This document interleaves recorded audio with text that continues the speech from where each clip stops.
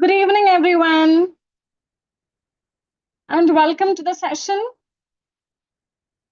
So, I hope all of you are staying healthy, yes, and studying really well, right, for the upcoming MPPSC exam. So, we are back with a new revision session for this upcoming exam of MPPSC. Are you all ready for the session? Shall we start with the questions then? Good evening, everyone, and welcome. Right. So let me start by sharing my screen with you all. And please like the session, everyone. Okay. Chalo. Yes, good evening, and welcome. Welcome. Thank you so much for joining. Chalo. So let's get started. So let me start now by sharing my screen with you all. I hope all of you can see my screen now. Yes. Right. So this is our session number 13. Yes. Right. Let me check the comment section once and see what you all are saying.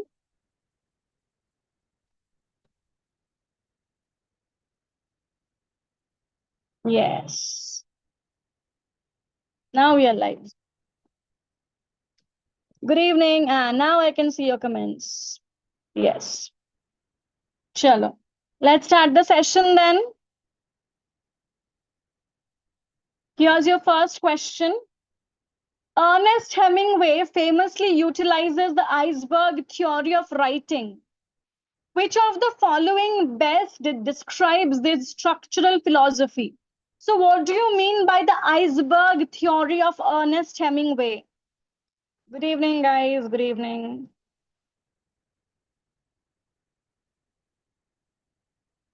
Yeah, tell me.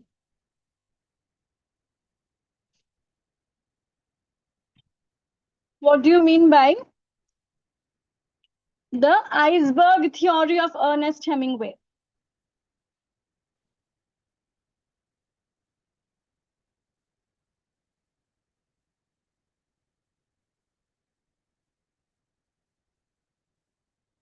What does it mean?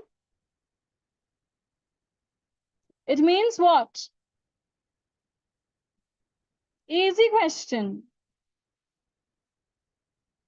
It means omitting core narrative facts. So the reader feels them without them being stated.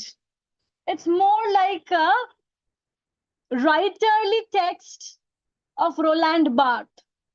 I hope you all know about the difference between the readerly texts and the writerly texts of Roland Barthes. So think of it as more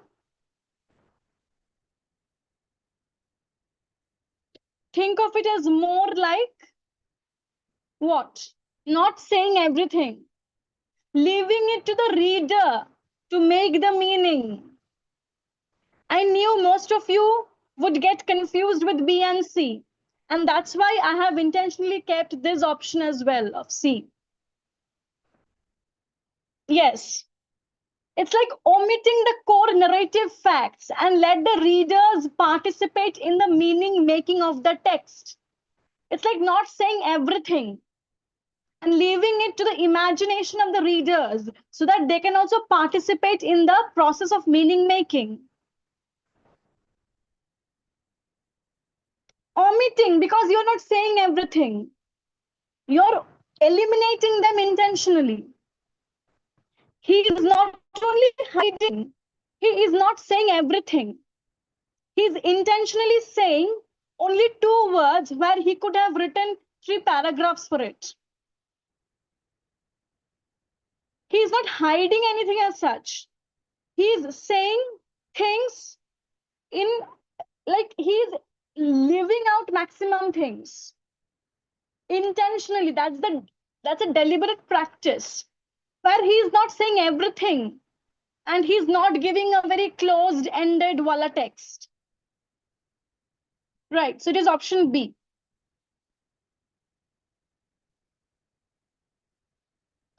In the full title of the poem, lines composed a few miles above Tintern Abbey on revisiting the banks of the Wye during a tour, July 13, 1798. Which specific county is the location situated in? Yeah, generally people get really confused about iceberg theory. It is not about hiding. It's about leaving things out intentionally and leaving it to the imagination of the readers. I'm not going to tell you everything. You are the readers, you decide what might happen. Leaving the text open-ended. And like the writerly texts as discussed by Roland Barthes. Yeah. So here we have a question from Wordsworth's topographical poem Tintern Abbey. Which specific county is the location situated in? It is Monmouthshire. Yeah, it is Monmouthshire. Right. Next. So in the opening lines of Tintern Abbey, what does Wordsworth imagine the smoke rising from the trees implies to the traveler?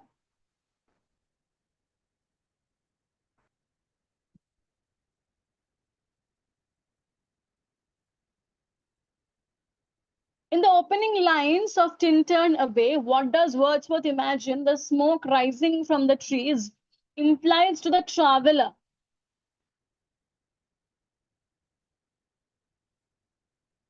A very easy textual question it is. If you have read the poem, it's very, very easy for you.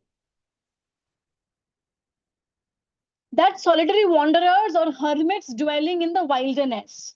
It might imply that the solitary wanderers or the hermits are dwelling in the wilderness or in that location. Right. Yes. What distinct branch of Indian philosophy forms the foundational framework for the narrative and title of Raja Rao's The Serpent and the Rope? The Serpent and the Rope is a major work by Raja Rao published in 1960. So, which distinct branch of Indian philosophy forms the backbone of this work?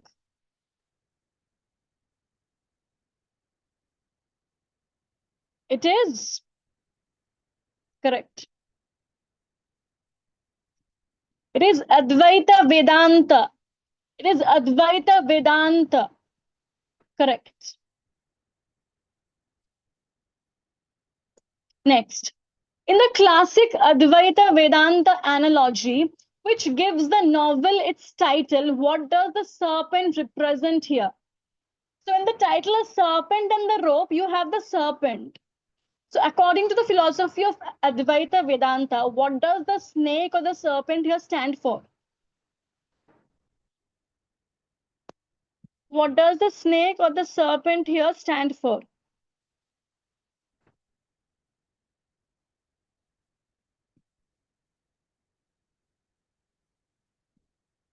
Yeah, it stands for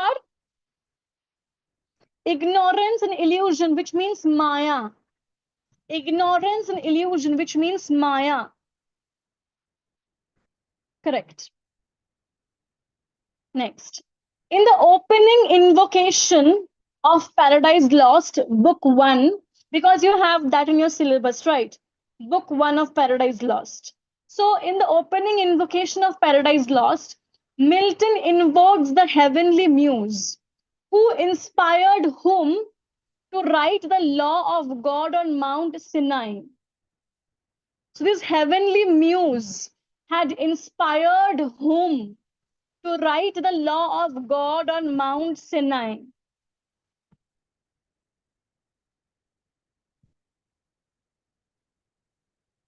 No, I think you guys didn't get the question.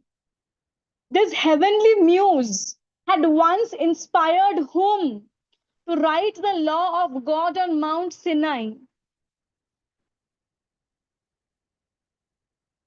It's there in the very opening lines of Paradise Lost.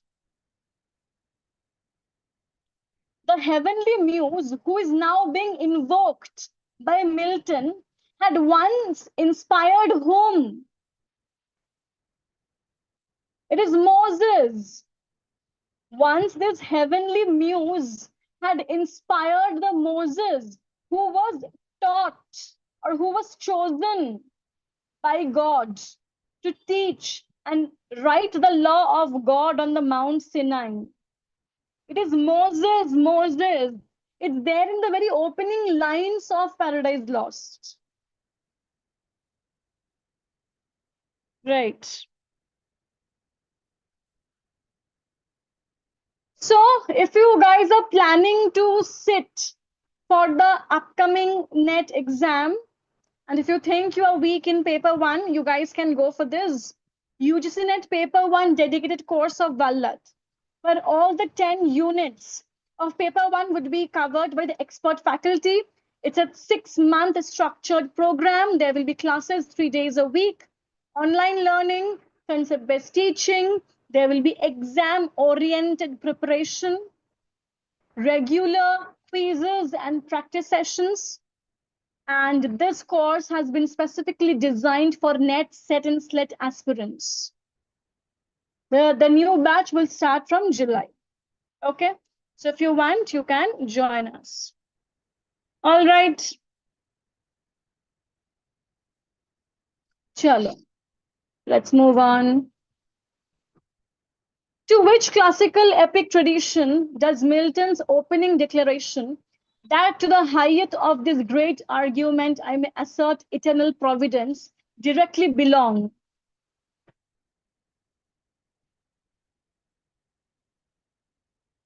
To which classical epic tradition does Milton's opening declaration that to the height of this great argument I may assert eternal providence directly belong?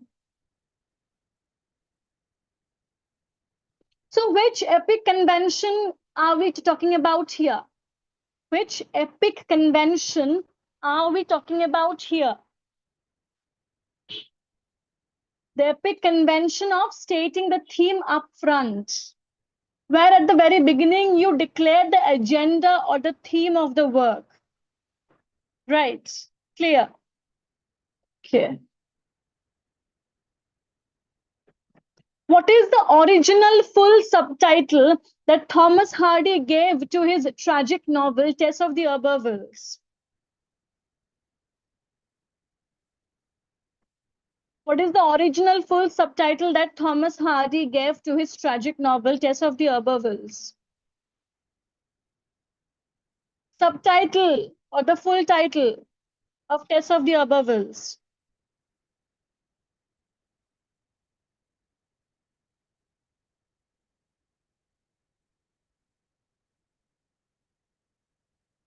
Tess of the Abervilles is subtitled Pure Woman Faithfully Presented. A pure woman faithfully presented. Right. Next. What instrument does Angel Clare play which adds to his image as an ideal, almost poetic figure to Tess? What instrument does Angel Clare play which adds to his image as an ideal, almost poetic figure to Tess?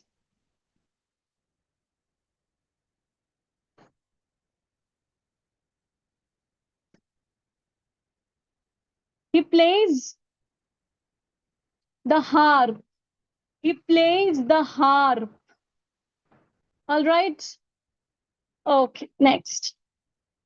Who keeps, so now we have a question from the Pilgrim's Progress by John Bunyan. As you all know, it's a spiritual or religious allegory published in 1678. Okay, it's a question from the Pilgrim's Progress by John Bunyan. So who keeps Christian's head above water when he is nearly drowning in the river of death? Simple textual question from the Pilgrim's Progress by John Bunyan. So in the Pilgrim's Progress, who keeps the protagonist, Christian's head above water when he is nearly drowning in the river of death?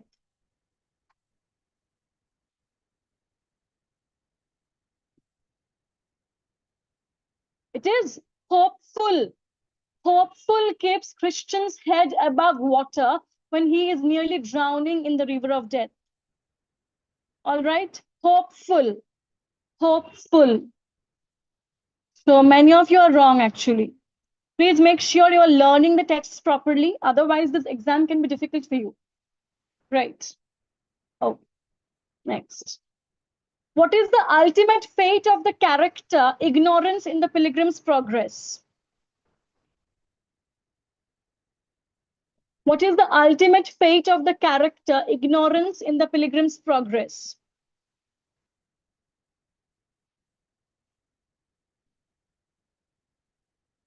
There's so less students today. Why? Do you guys, I mean, don't you want sessions for this exam? Then we can switch to other exams like Rajasthan set and all, because we have also been getting requests for doing sessions for other exams like Rajasthan set and Andhra Pradesh PSC. So if you don't want sessions for this exam, we can switch to other exams. So what is the ultimate fate of the character ignorance in the Pilgrim's Progress?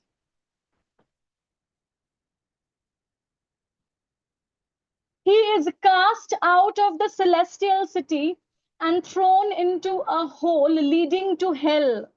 So in the Pilgrim's Progress by John Bunyan, we have these characters, abstract characters like ignorance, hopeful, right? So in this work, ignorance, he is cast out of the celestial city and thrown out and thrown into a hole which leads to hell. All right. He's cast out of the celestial city and thrown into a hole which leads to hell. Okay, next. In Untouchable, which imaginary town serves as the setting for the events of Bakha's Day? Now we talk about the debut novel of Mulk Raj Anand. Debut novel of Mulk Raj Anand, The Untouchable, published in 1935.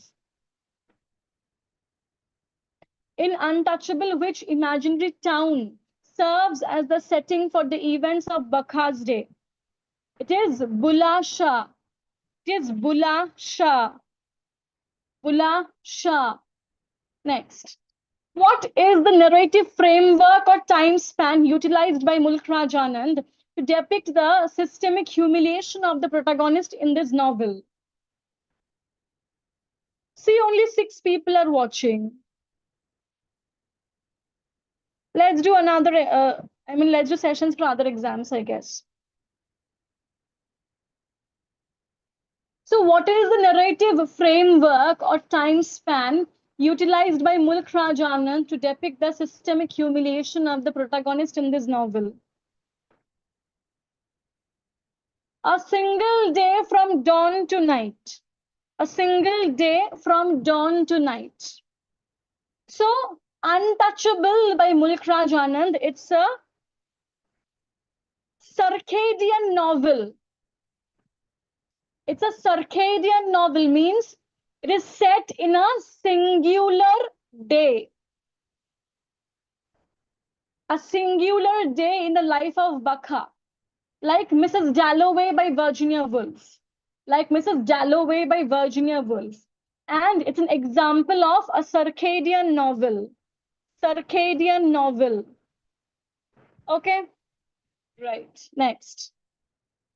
In the original 1798 Lyrical Ballads publication, which specific stanza was added by William Wordsworth to the rhyme of the Ancient Mariner?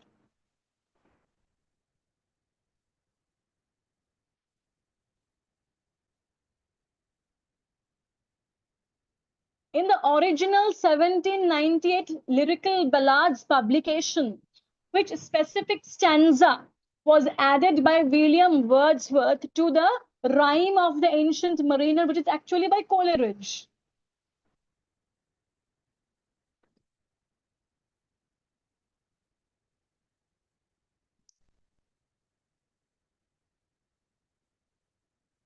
It is the introduction of the wedding guest. The specific stanza which introduces the wedding guest was added by William Wordsworth, the rhyme of the ancient mariner, which is actually by Coleridge. All right. Yeah, it is option B. Next. What is the symbolic significance of the phrase 7 days, 7 nights? I saw that curse within the context of this poem, the rhyme of the ancient mariner. What is the symbolic significance of the phrase 7 days, 7 nights? I saw that curse within the context of the poem, the rhyme of the ancient mariner. Please remember, it's a poem which is loaded with Christian elements. Right. It is both A and C. It mirrors the duration of the biblical creation, and also the number 7 is traditionally associated with the completion of a mystical cycle of suffering. Oh, you can't see the first option. Okay, Neha, I will do one thing. From the next day onwards, I will keep the options a bit towards the left. All right, Neha, from the next day, I will do one thing. I will keep the options more towards the left so that you can see it. Okay, right. So it is both A and C, right? It mirrors the duration of the biblical creation, and also because the number 7 is traditionally associated with the completion of a mystical cycle of suffering. Okay, right. So that's all for tonight. And if you want, I can give you an explanation of the last question since you couldn't see the first option. Wait, I can give you, yeah. So in Coleridge's famous poem, The Rime of the Ancient Mariner, the number 7 holds deep symbolic meaning. Here, the duration of the 7 days and 7 nights mirrors the creation of the world, where God made the universe and established order out of chaos. In many traditions, the number 7 is a symbol of completion. And for the ancient mariner here, it represents a completion of cycle of severe spiritual struggle, guilt, and isolation before he can be forgiven. And I think you also know that this poem, The Rime of the Ancient Mariner, is divided into 7 parts. So the structure of the poem, the content of the poem, all of this is greatly symbolic, and it is loaded with Christian elements. This poem has 7 parts. So the number 7 in itself is very important for this poem, The Rime of the Ancient Mariner. Okay, so I hope now that it's clear for you. Yes. Okay. So chalo then. Take care. Good night. And do have a lovely weekend ahead. And I will see you all again in the next session on Monday at 9:30 p.m.